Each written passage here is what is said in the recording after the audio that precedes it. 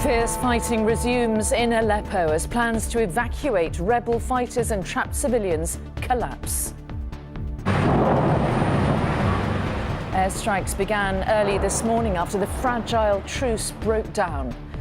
We have a special report with the refugees who've already managed to escape. There are thousands of people in this refugee camp and 500 or so arriving every single day. It is bitterly cold in this warehouse. Also tonight, a 6% rise in council tax to pay for social care. Critics say it's not enough. A Christmas strike at BA. Cabin crew are the latest workers to vote for industrial action. And behind the blue light, 1 million lost days for police officers battling mental illness.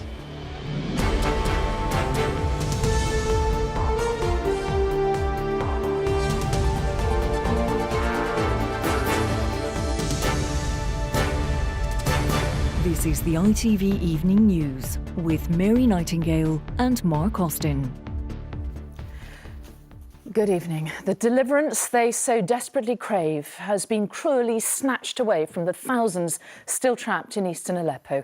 At the last moment, the truce which should have enabled their escape was shattered by more fighting.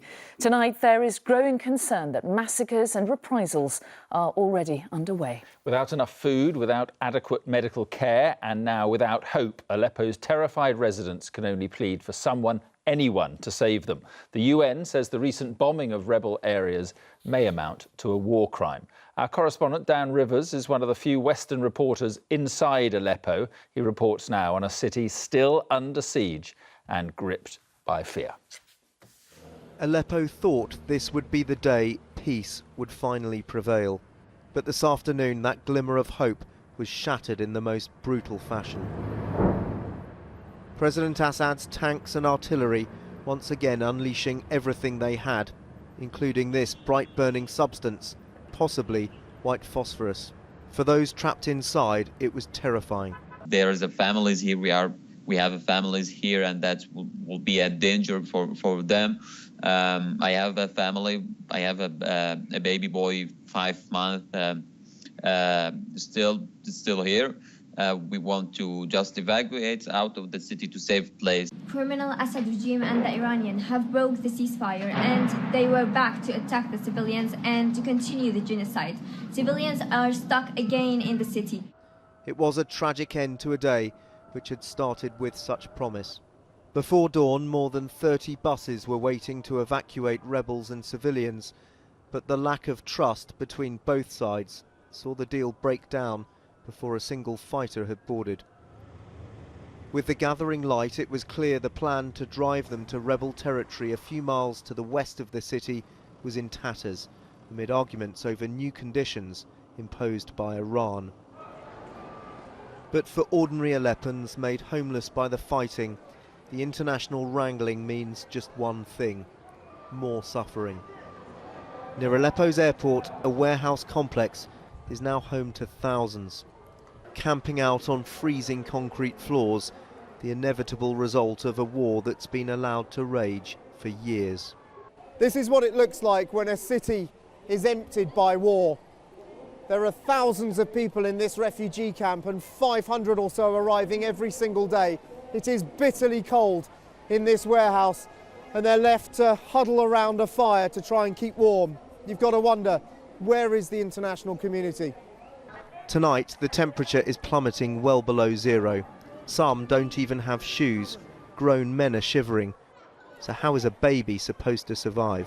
My grandson is orphaned. His father and mother were killed. We don't have anything to wear. We left everything behind to come here. The most vulnerable have been left with nothing. Aid workers can't understand why. It's about the shelter.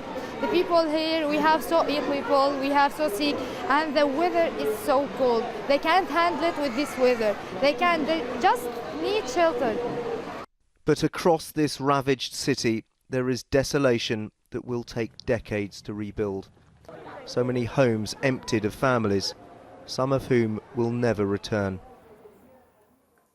Oh, Dan, it really is horrifying, isn't it? What is happening in Aleppo tonight?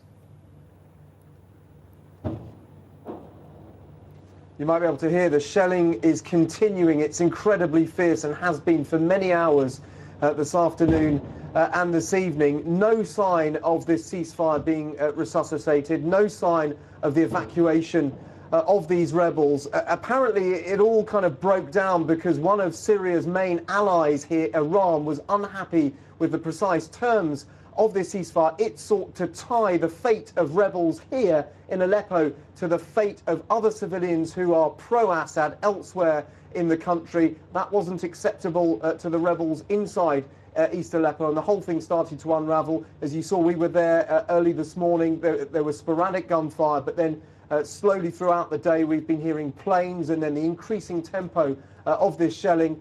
The only glimmer of hope really is perhaps a phone call between Presidents Putin and Erdogan saying that they want to get this thing back on track, but translating that into action on the ground to stop the men with guns here firing their weapons is going to be a big challenge. Dan Rivers in Aleppo, thank you. Local councils in England are being allowed to bring forward planned increases in council tax to help pay for social care. Some charities have called the move a step in the right direction, but not an answer on its own. In the Commons, Jeremy Corbyn called on the government to get its finger out and fund social care properly. Let's get more now from our political correspondent, Libby Vina. A comfortable and dignified old age is what many hope for, and at this care home on Tyneside, they seem to have found it. But few are quite so lucky. Increasing costs and the increasing elderly population, that tied in with local authority budget cuts consecutively for the last 6 years, mean that we're delivering care to less people than we were 6 years ago. Since the autumn statement, Theresa May has apparently had a change of heart on council tax rises to help. But Labour say that won't be enough. This is a social care system that's deep in crisis. The crisis is made in Downing Street by this government. Get a grip and fund it properly, please. The issue of social care is indeed one that has been ducked by governments for too long. That is why it is this government that will provide a long-term sustainable system for social care that gives reassurance to people. But when he talks about governments ducking social care, let's look about 13 years of Labour in government. 13 years and no action whatsoever. Councils will be able to increase taxes by 6% over the next 2 years instead of over 3 years to help fund social care. That's in addition to the annual rise, which is capped at 2%. So council tax for the average Band D property in England, which this year is £1,530, could rise by £150 over the next 2 years to £1,680. But poorer councils such as Sefton on Merseyside point out that richer areas benefit most from being able to raise council taxes. This goes absolutely nowhere sorting out the problem we have in adult social care. 1% council tax increase on top of the 2% is £1 million for us. It doesn't even go anywhere near sorting out the problem they created through the increase in the national living wage. It's certainly not the sustainable long-term system the Prime Minister seemed to be promising today. There were many who felt that Theresa May herself had ducked this issue when, against expectations, there was no mention of social care in the autumn statement. We should get full details of the local government settlement tomorrow. As to her longer-term plans, well, we may well have to wait and see. All right, Libby, thank you very much.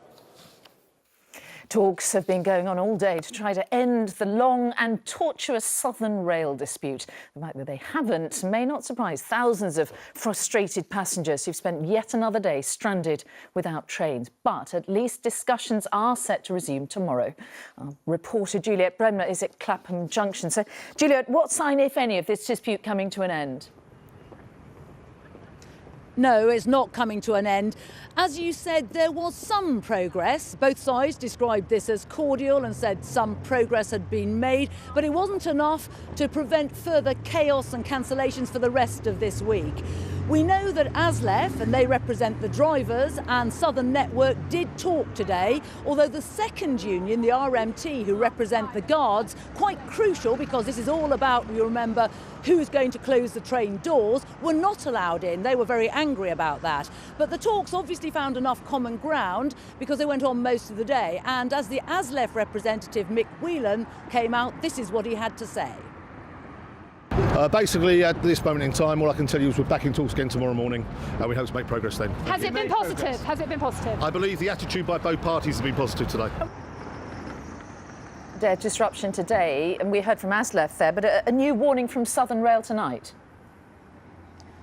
Yes, although there's not going to be another strike tomorrow, you can expect lots more chaos and disruption because they say there's going to be a knock-on effect, and while they try and get all the trains back into the right place, there will be yet more long delays, no trains turning up, very much what commuters have experienced for the last 2 days, I'm afraid.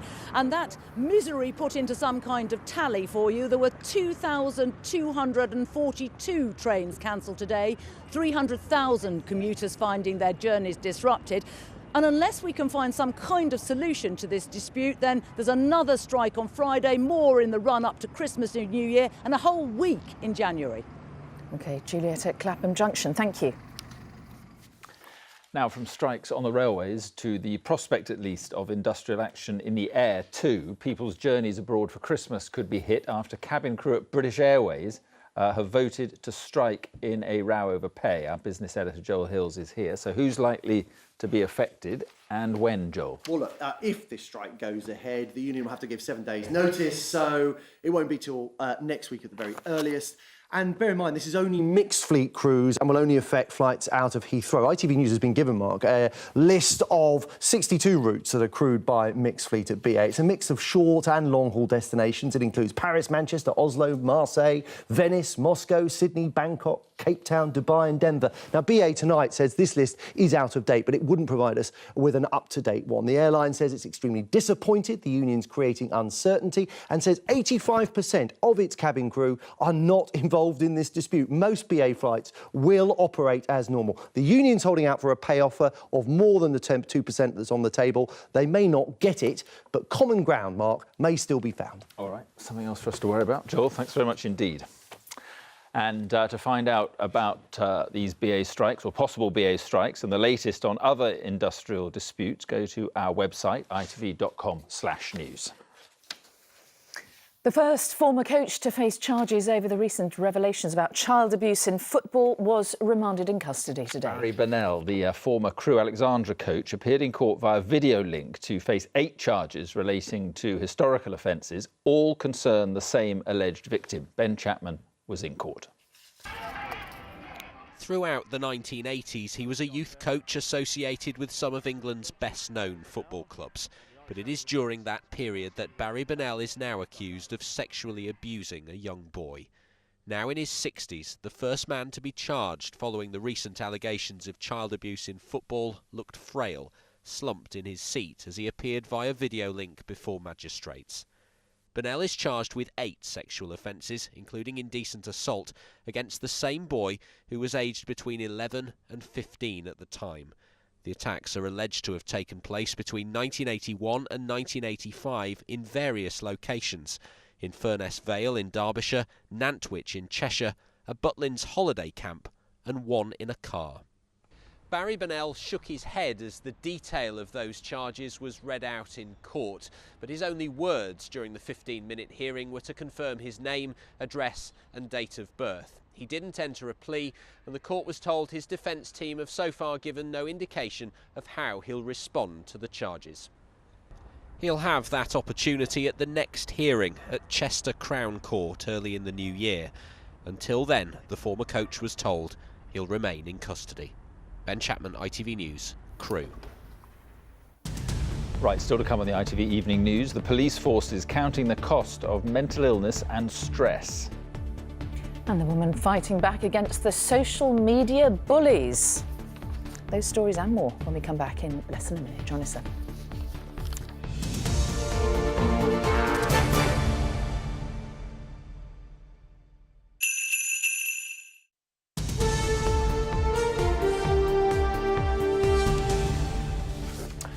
Welcome back. Now, on this programme, we've focused a good deal on the impact on the mental health of our soldiers fighting on front lines around the world. The stresses and trauma of combat are well established, but less publicised until now are similar problems faced by men and women fighting on a different front line, crime. ITV News has learned that over the past 3 years, more than 1 million days of police time were lost because of mental ill health. Sejal Karia has this special report. Gary Hayes was on the brink of despair for years. I was unknowingly struggling. You know, my temperament was changing. I just didn't care. He'd been a frontline officer with the British Transport Police, dealing with the most stressful of situations. But it was the 7/7 London bombings that brought it all to the fore. He'd been assigned to a temporary mortuary where the victims' bodies were being brought for identification. It was hard. I've seen bodies in various conditions. I don't think any of us were expecting to see these bodies. But it was a less visceral sight that became a trigger for his chronic post-traumatic stress syndrome, when he read a card left by a father to his son, killed in the bombings. Just days earlier, Mr. Hayes had become a dad for the 3rd time to a baby son. He fell apart. And it just wrapped me with guilt. I was going home to my new son, a mother, 2 children. And I can't even begin to express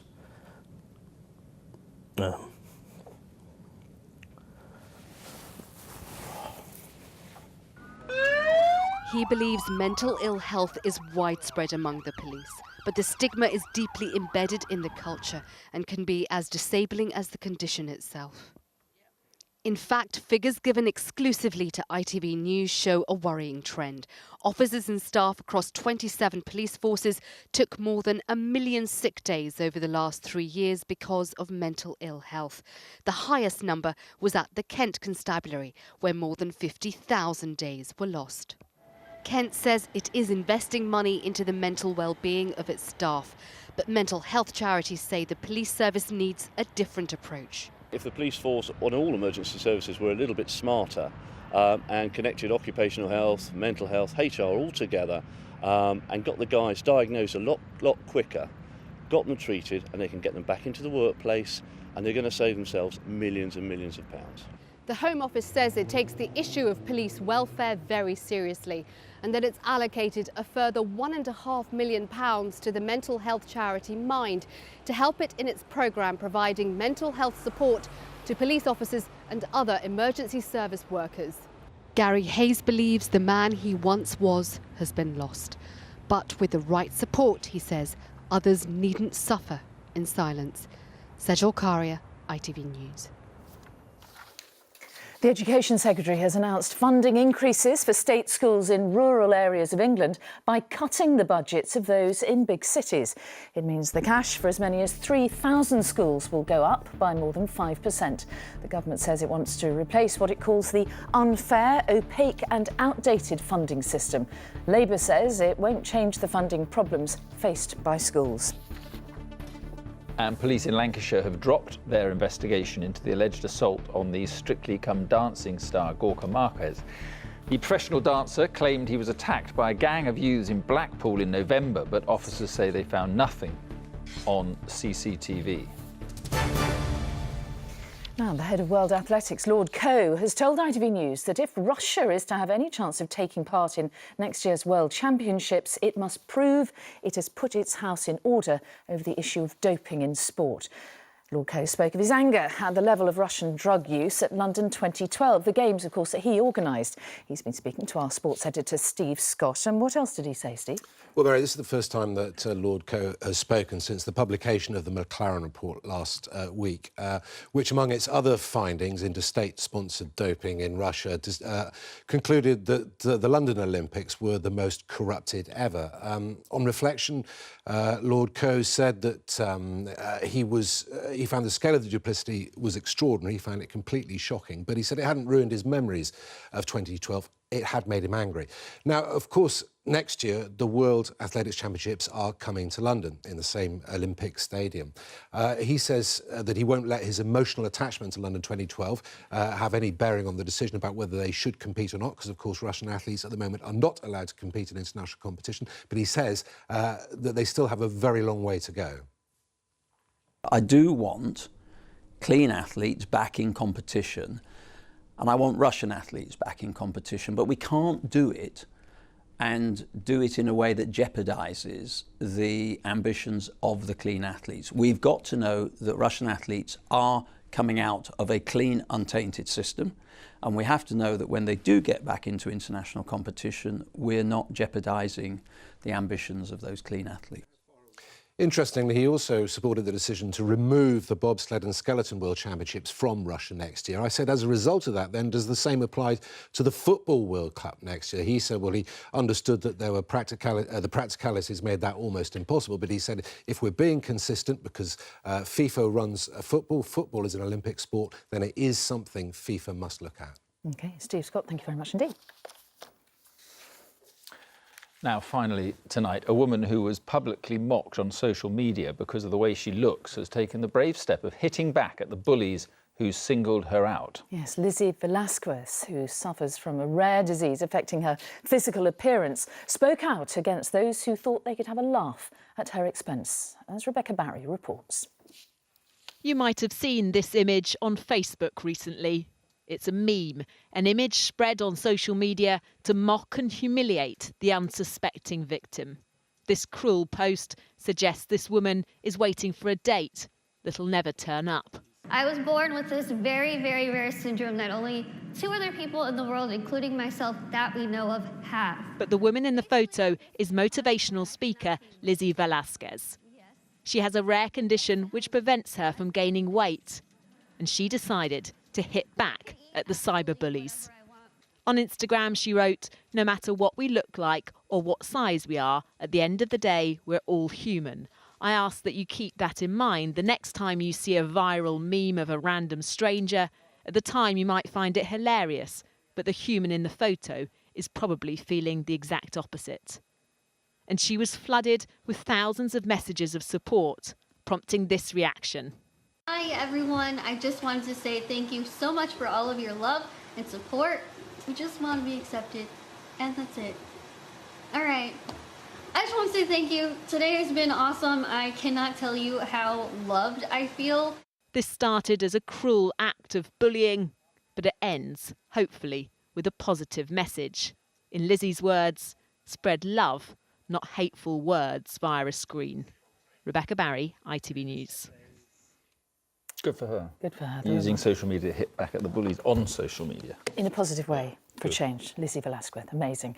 And that's all for now. Julie Etchingham will be here with news at 10. But from all of us, the Evening News team, have a very good night. Bye-bye. Bye-bye.